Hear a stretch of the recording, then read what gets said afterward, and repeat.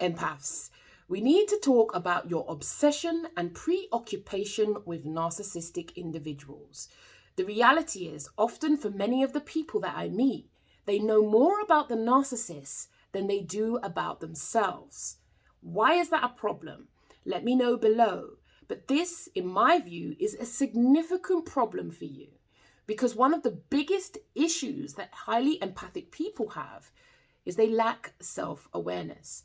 And when you lack self-awareness, it means that you'll have other awareness. You'll know loads about them. You'll know about the terms, the terminology. You'll understand about trauma and how narcissists become narcissists. But what do you understand about your own story? What do you understand about what makes you a perfect victim for these types of people? Now, if you don't understand that, that is a problem for you.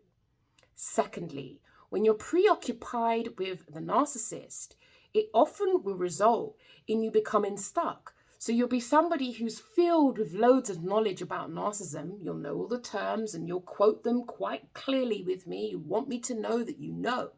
Wonderful.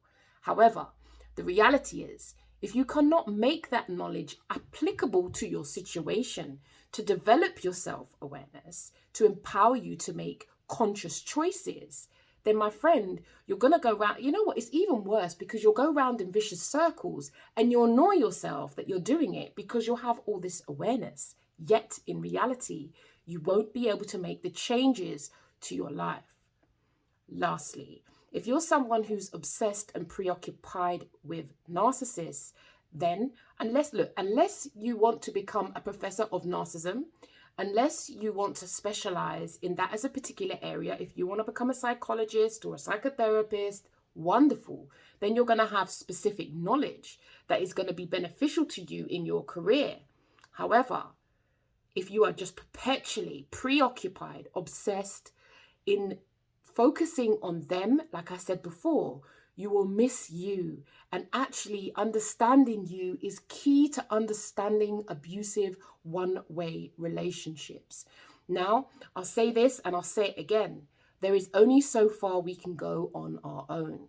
Whether you've watched all the YouTube videos, you've signed up for loads of free webinars, whether you're someone who has done all the self-help reading, there comes a time when we need community. There comes a time when we need relationship. We need to be challenged, because often we can live in our own heads, and that isn't great for you. It's one of the ways you get stuck.